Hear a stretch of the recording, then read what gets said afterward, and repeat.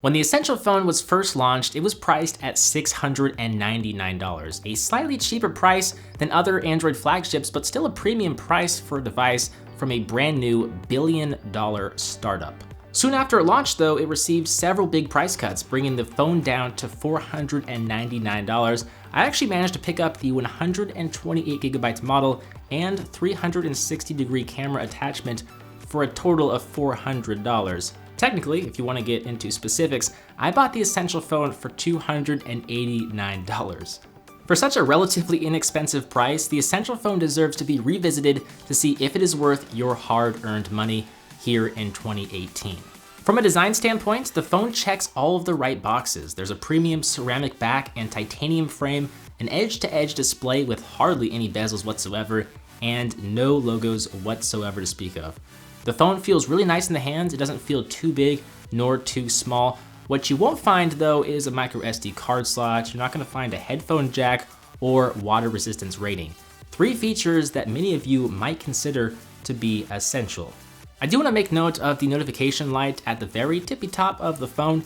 You surprisingly don't see these notification lights in a lot of smartphones these days, as most opt in for always on displays, but personally I like this LED light. The display consists of a QHD 18:9 LCD panel with a QHD resolution that provides for a pretty good viewing experience. What makes this display so special though is the razor thin bezels. The display features a cutout for the front-facing camera that is slightly annoying. I'm a pretty easy guy to please, but you will notice content is shifted down a little bit from the top to make room for this camera cutout. And when watching YouTube videos or opening certain apps, the top portion becomes blacked out or just one solid color instead of trying to, position content around the camera cutout. You can't zoom in or crop YouTube videos on this phone like you can with many other 18:9 Android smartphones.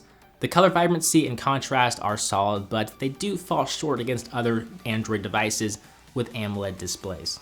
Now, in addition to the price cuts, Essential has been updating the software left and right. They've done a pretty good job with this.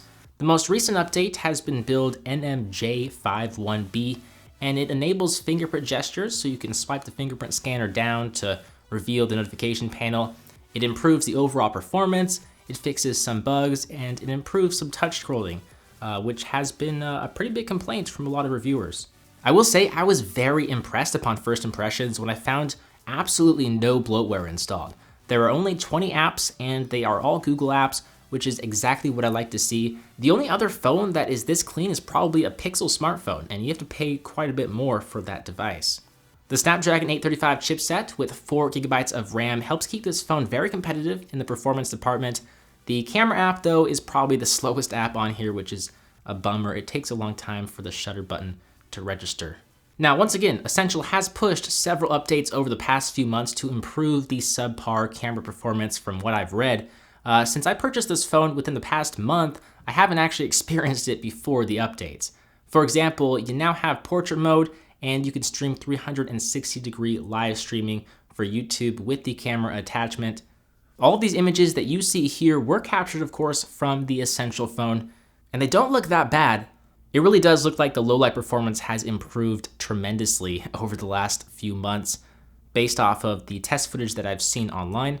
Does the image quality compare to higher-end flagship smartphones or the OnePlus 5T, which retails for $500? No, not quite. Even with the updates, the image quality is still subpar, but it has gotten better, and that's kind of the point of this video. The 3040 mAh battery provides for all-day battery life under regular use, and the bottom-facing speaker, it's there, it's not great, but it's on par with others in the price category. So battery life, speaker quality are solid. In conclusion, the Essential phone is worth $500 if you can pick it up with the 4K camera mod. If you believe in Andy Rubin's Essential company, you want one of the cleanest smartphones around, and you absolutely love the edge-to-edge display, and you don't mind if people comment, hey, is that an iPhone 10? Then this phone becomes all the more tempting.